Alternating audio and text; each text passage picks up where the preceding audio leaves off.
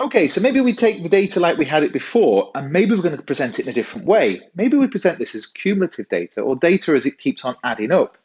So what does this mean? If we draw our same table of data here, so what we could say is all the data less than 87.5 is going to equal, there's going to be 13 of those. So G or whatever here, and we have our, I'm going to call this cumulative frequency, and that's going to be 13. So all the data less than 89.5 is then going to be 16 plus 13, which is 29. All the data less than 91.5 is going to be 14 plus 29, which is 43. And if we skip ahead, we say less than 91, be less than 93.5, which would be 70. Less than 95.5, which would be 84.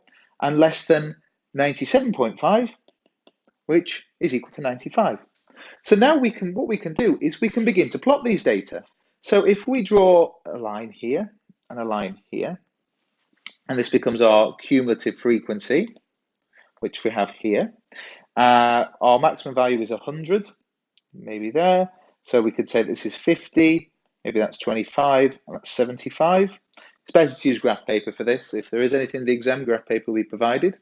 And along the bottom, we have our first value, which is 85.5, and we have 87.5, we have 89.5, we have 91.5, we have 93.5, we have 95.5, and we have 97.5.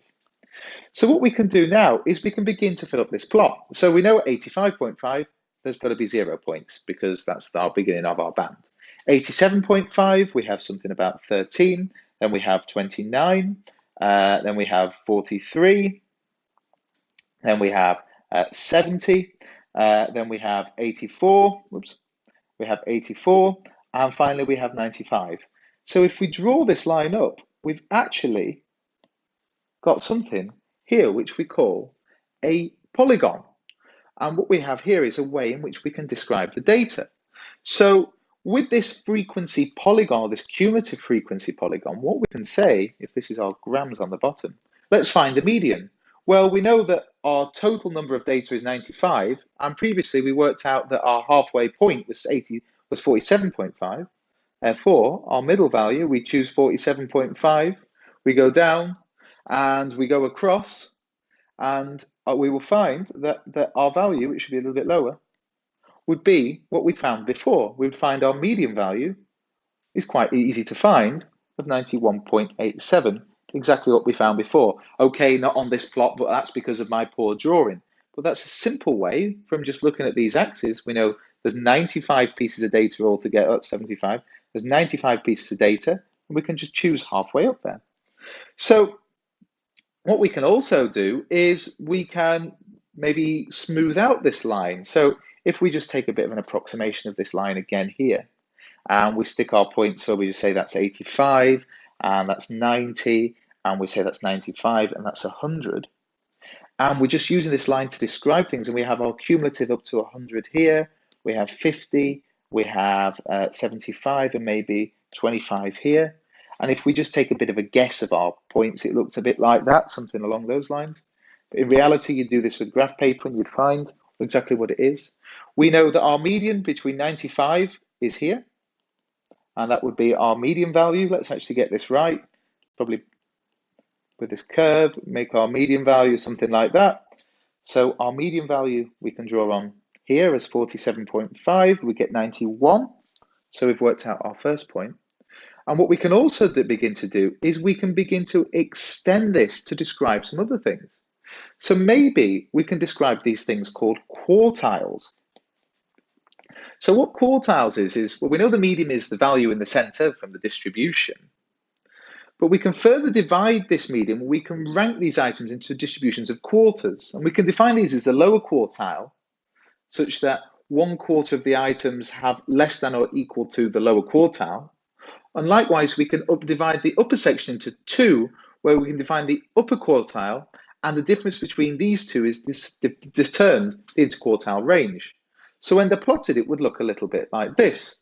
So what we've said here is that our first quartile, our center quartile, is n plus 1 divided by 2, which we've found previously.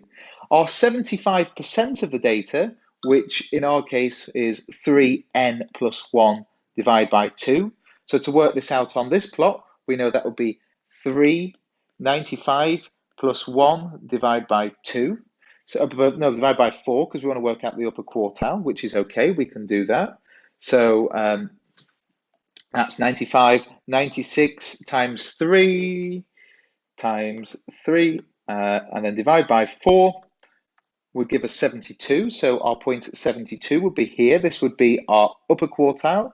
And then our lower quartile we would define as n plus 1 divided by 4. So that would be n, which would be 95 plus 94, 95, 96 divided by 2. And we would get our lower quartile, 90, 96 divided by 4, which would give us 24. So our lower quartile would sit just about here. So we now have two sets of points. So our upper quartile would sit around at 94, upper quartile, and our lower quartile sits around at around 87. So again, if this was plotted properly and you were to use a computer, you'd be able to get these values more detailed. And what we can say is, well, now we have this, we can actually work out the interquartile range. So the interquartile range will be between our two upper quartiles and our lower quartiles. And then likewise, we actually our range of the whole data is from where the data begins here to where the data begins here at 98. So now we actually have a full description of the data. We can describe where a quarter of the data is, we can describe where half of the data is, we can describe where 3/4 of the data, and we can describe where the data spans. So how can we actually represent this? Well, we could represent with this using a box plot or a whisker plot. So maybe we've taken all this data which we had previously, we've grouped it, and we want to now compact this and we can describe this in a really simple way.